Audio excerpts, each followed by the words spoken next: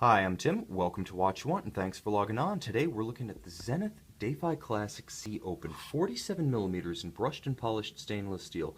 This one of 250 limited edition El Primero is, like all of the watches featured on our YouTube channel, actual inventory in stock and available for immediate purchase and delivery on our retail website, watchyouwant.com. And if you like getting the latest luxury watch news, views, and reviews in daily video format, please subscribe to our YouTube channel, Watch You Want Inc. Now, the 2000s were one of the most creative, controversial, and prolific periods in the history of Zenith as a manufacturer. Before I get too deep into the impact and legacy of Theirry Nataf, let's talk about the nuts and bolts, the fit and the feel, the ergonomics of this Defy Classic. On my wrist, 6 1/3 inches, 16 centimeters in circumference. You can see the watch actually fits remarkably well for a huge timepiece. Now, it's very much in the mold of the Audemars Piguet Royal Oak Offshore 44mm, or the 44mm Rolex Deep Sea, even something as big as a 48mm Hublot King Power. It's in that class, but it's also in a class by itself with respect to fit. Now, Zenith is a complete manufacturer, so building everything from the hairspring to the case, they were able to control the shape of the lugs and the final integration of the art concept with the actual physical fit and feel of the watch on the wrist, which is to say, as big as it was carefully crafted to fit a normal human-sized wrist. And you can see that although my wrist is undersized for a guy, the lugs don't even overlap the ends of the extremities of my wrist. You can see the skin actually projects outward beyond the lugs on both sides, and you can even see how the strap flares outward just a little bit. So even as small as my wrist is, this watch could neck down a little bit more. You could probably wear this on a 15-centimeter wrist. If you like the oversized sports watch look, but you're not sure about the oversized sports watch fit, you tried the AP, you've tried the Hublot, maybe you've tried something like a Panerai 1950 case or a Rolex Deep Sea or Yachtmaster 2, this could be the solution for you because this pulls off the look, but it also pulls off the fit and the feel. And it's nicely counterweighted, not being too heavy, and actually being fairly thin. You can see at the point where the bezel actually starts to cant inward, it's only about 12.5 millimeters off the skin of my wrist, so the watch will actually slip under the cuff of a sport coat or a blazer. As long as you're not going strictly black tie, heck, if you've got the panache, you could pull it off. But I feel like this watch is just a little bit too casual, perhaps, for a tux. Anything else, though, this watch is a welcome dance partner because the combination of the dark details and the white metal, also the fact that it's not one of the more extrovert Defy Xtreme watches, means that it could wear well with a wide range of attire. And being very rugged, 200 meters water resistant, 660 feet with screw-down pushers and crown, it's quite rugged. Now, the nice thing about the watches from the 2000s is that you're still getting that Zenith manufacturer quality content, the standard of fit, finish, and assembly. And that's really evident in every part of this watch, which is why I want to talk about the fit moving outboard from the case. We talked about the lugs, we talked about the flat back, the relative thinness in relation to the span of the case, but I also want to talk about this extraordinary navy blue strap. You can see the texturing down the center as well as the outer texturing with cross-hatching scoring, effectively mimicking the look of a 3-link bracelet, but also adding another fringe benefit. When combined with the scoring across the back of the strap and the lack of bolstering, it makes for a very, very flexible piece of natural vulcanized rubber. So the watch can pull straight down from the lugs the second it moves beyond the constraints of the spring pins. And that's very important for fitting a smaller wrist. So flexibility and comfort are designed in. Also designed in, these channels have depth to them so they can channel grit, sweat, moisture, and heat away from the wrist during periods of activity.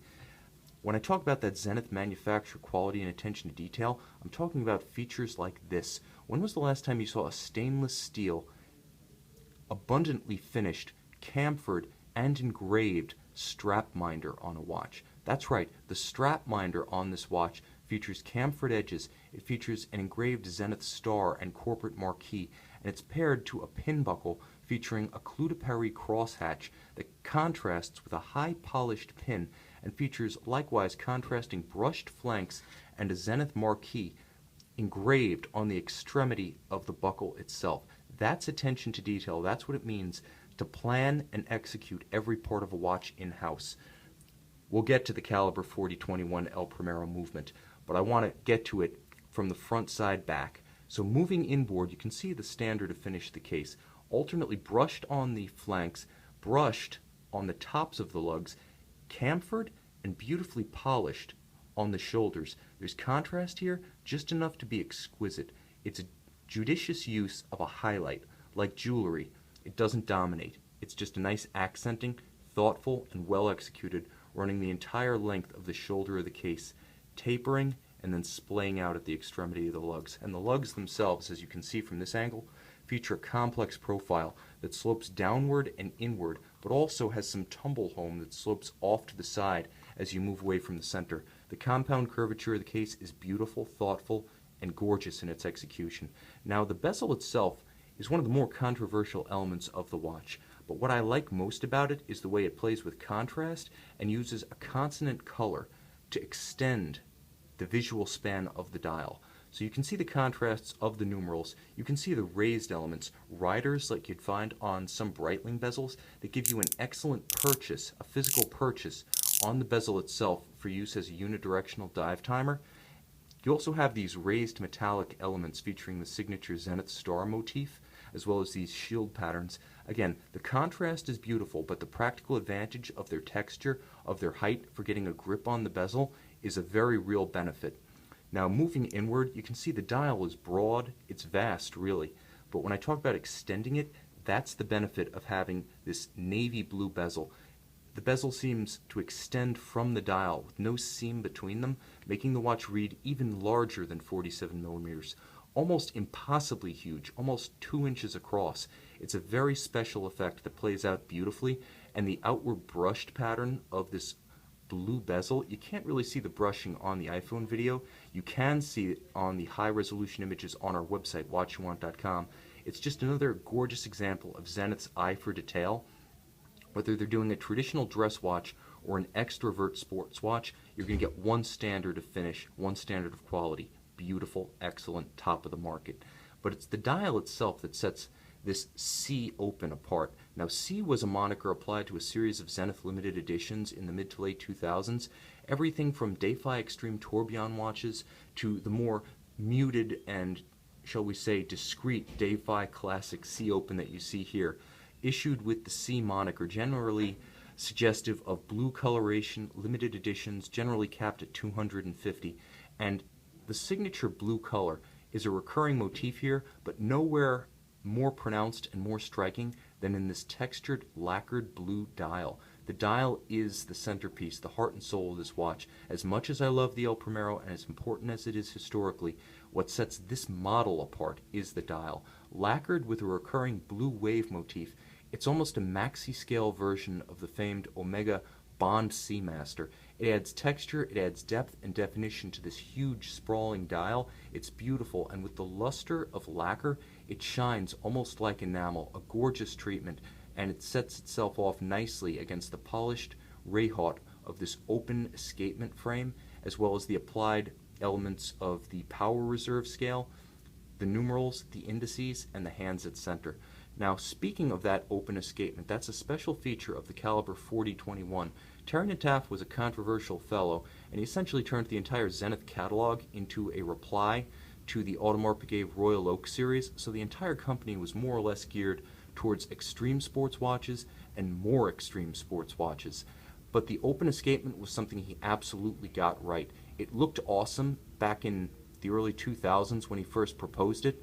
When it hit its stride in the mid-2000s, it left the industry reeling, and henceforth, almost everyone from Audemars Piguet to Hublot copied the effect.